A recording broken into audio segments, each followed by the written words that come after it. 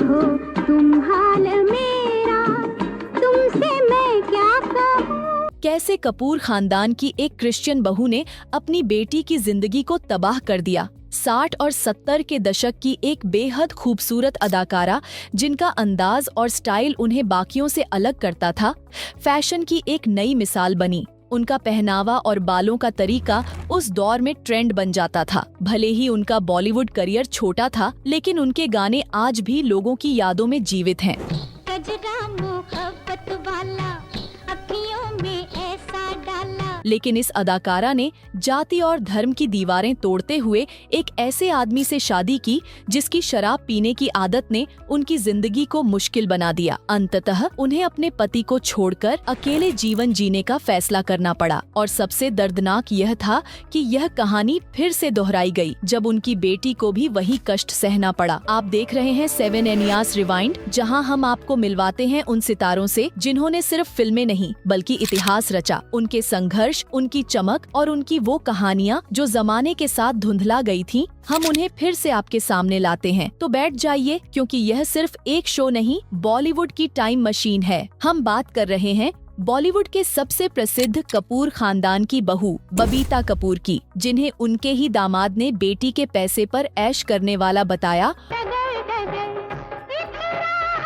और बेटी के घर को बर्बाद करने का इल्जाम भी लगाया। बबीता एक ऐसी अदाकारा थीं जिन्होंने शानदार अभिनय से बॉलीवुड में अपनी अलग पहचान बनाई, लेकिन अपने करियर के शिखर पर पहुंचकर उन्होंने शादी की और बॉलीवुड को अलविदा कह दिया। बबीता का पूरा नाम बबीता शिवदासानी था और उनका जन्म 20 अप्रैल 1947 को कराची में हुआ था। वह एक सिंधी परिवार से ताल्लुक रखती थीं और उनके पिता एक अभिनेता थे, जबकि माँ ब्रिटिश थीं। बबीता का हमेशा से सपना था कि वह बॉलीवुड में करियर बनाए और 18 साल की उम्र में उन्हें यह मौका मिल गया। एक दिन जीपी सिप्पी ने उन्हें देखा और राजेश खन्ना के साथ फिल्म राज में कास्ट कर लिया। आप नहीं, तुम कहो कुमार, आप कहने के मन से तो हम परसों करे। हालांकि पर्दे पर बबीता ने पहली बार फिल्म 10 लाख में अभिनय किया था, जिसका निर्माण देवेंद्र गोयल ने किया था। 1967 में बबीता की खूबसूरती ने फिल्मी दुनिया का ध्यान अपनी ओर खींचा। हालांकि उनकी फिल्म ने खास कमाल नहीं किया। इनकी अगली फिल्म जितेंद्र के साथ आई, जिसमें बबीता जितेंद्र के साथ फर्ज में नजर आईं। यह फिल्म हिट हुई और इसके गाने भी सुपरहिट रहे। तौबा मेरी तौबा, ये अपनी हालत न मैंने करनी थी। बबीता और जितेंद्र की जोड़ी को दर्शकों ने काफी पसंद किया और इस फिल्म को बॉलीवुड का जेम्स बॉन्ड भी माना गया। इसके बाद 1968 में उन्होंने औलाद फिल्म में काम किया, जो एक सोशल ड्रामा थी। पिया देखो तुम हाल मेरा, तुमसे मैं क्या कहूँ। दर्शकों ने इसे पसंद किया और फिर उन्होंने कई फिल्मों में साथ काम किया। प्रकाश मेहरा ने बबीता को शशि कपूर के अपोजिट हसीना मान जाएगी फिल्म में पेश किया। बबीता ने इस फिल्म में बेहतरीन अभिनय किया। अगले साल उनकी फिल्म डोली रिलीज हुई, जिसने बबीता को एक हीरोइन से स्टार बना दिया। इस फिल्म का निर्देशन अदुर्ती सुब्बा राव ने किया था और बबीता की अदाकारी को बहुत सराहा गया। इसके बाद अनजाना फिल्म में बबीता राजेंद्र कुमार के साथ नजर आईं। उसी साल शम्मी कपूर और आशा पारेख की एक फिल्म में आशा ने आखिरी समय पर मना कर दिया और यह फिल्म बबीता को मिल गई। इस फिल्म का नाम था तुमसे अच्छा कौन है, जो सुपरहिट रही। बबीता और शम्मी कपूर पर फिल्माए गए गाने आज भी याद किए जाते हैं। इसके बाद बबीता की फिल्म आई मनमोहन देसाई की किस्मत, जो कि एक महत्वपूर्ण फिल्म मानी जाती है। इस फिल्म में गाने जो थे वह सभी हिट रहे थे और बबीता की एक्टिंग को भी पसंद किया गया था। इस फिल्म में बबीता के पिता हरी शिवदासानी भी नजर आए थे। यह वही फिल्म थी जिसमें शमशाद बेगम ने ओपी नैयर के लिए आखिरी बार गाना गाया था और यह गाना था कजरा मोहब्बत वाला, जिसमें हीरो बिस्वजीत चटर्जी लड़की के परिधान में और बबीता पठान लड़के के परिधान में नजर आई थी। कजरा मोहब्बत वाला अखियों में ऐसा डाला। बबीता ने अपने फिल्मी करियर में सभी बड़े सुपरस्टारों के साथ जोड़ी बनाई थी, जिनमें राजेश खन्ना, जितेंद्र, शम्मी कपूर, शशि कपूर, मनोज कुमार जैसे एक्टर शामिल हैं। 70 के दशक में भी बबीता की कई यादगार फिल्में आई, जिसमें बनफूल, पहचान, बिखरे मोती, कल आज और कल, कब, क्यों और कहां शामिल है। बबीता का स्टारडम इतना बढ़ चुका था कि वह फिल्में रिजेक्ट करने लगी थीं। कहा जाता है कि 1970 में जब रमेश सिप्पी अंदाज फिल्म बना रहे थे तो उन्होंने मुख्य हीरोइन के लिए बबीता को चुना था, लेकिन यह रोल एक विधवा का था और बबीता को अपनी ग्लैमरस छवि से मेल नहीं खाता था, इसलिए उन्होंने इस फिल्म को करने से मना कर दिया। बाद में यह किरदार हेमा मालिनी ने निभाया और फिल्म सुपरहिट साबित हुई। फिल्मों की सफलता ने बबीता को स्टारडम, पैसा और पहचान दिलवाया, लेकिन 1971 में उनकी जिंदगी में ऐसा मोड़ आया जिसने सब कुछ बदल दिया। इस साल बबीता ने रणधीर कपूर के साथ कल, आज और कल फिल्म में काम किया और यहीं से रणधीर और बबीता की लव स्टोरी की शुरुआत हुई। इसके बाद दोनों ने जीत फिल्म में भी साथ काम किया।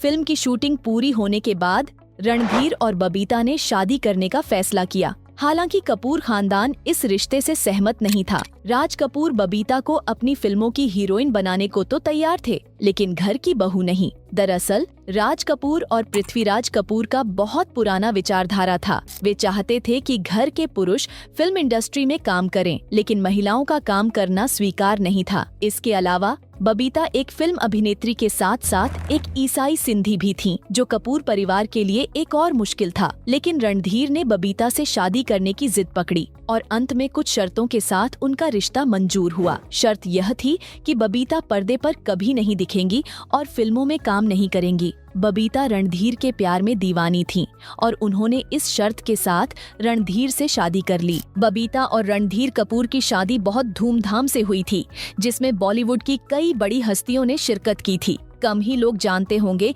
कि इस शादी से पहले बबीता अपने दादा ससुर पृथ्वीराज कपूर, ससुर राज कपूर, चाचा ससुर शम्मी कपूर और शशि कपूर के साथ पर्दे पर काम कर चुकी थीं। बबीता ने अपने पूरे फिल्मी करियर में सिर्फ 19 फिल्मों में काम किया। उन्होंने शादी के बाद फिल्मी करियर को अलविदा कह दिया। उनकी आखिरी फिल्म थी सोने के हाथ, जिसमें उनके अपोजिट संजय खान थे। शादी के लिए बबीता ने अपने करियर को छोड़ दिया, लेकिन इसके बाद उनकी जिंदगी में कई मुश्किलें आने लगीं। रणधीर और बबीता को कपूर खानदान के पैतृक घर में नहीं, बल्कि एक अलग घर में रखा गया था। रणधीर अक्सर पार्टी करते और देर से घर आते थे। जब बबीता ने इस पर आपत्ति जताई तो दोनों के बीच झगड़े होने लगे। सूत्रों के अनुसार बबीता ने अपने धर्म यानी क्रिश्चियन कम्युनिटी को पूरी तरह से अपनाया था और रणधीर को भी क्रिश्चियन बना दिया था। जब राज कपूर, जो खुद कट्टर हिंदू थे, को यह बात पता चली तो उन्होंने अपने बेटे से दूरी बनानी शुरू कर दी। हालांकि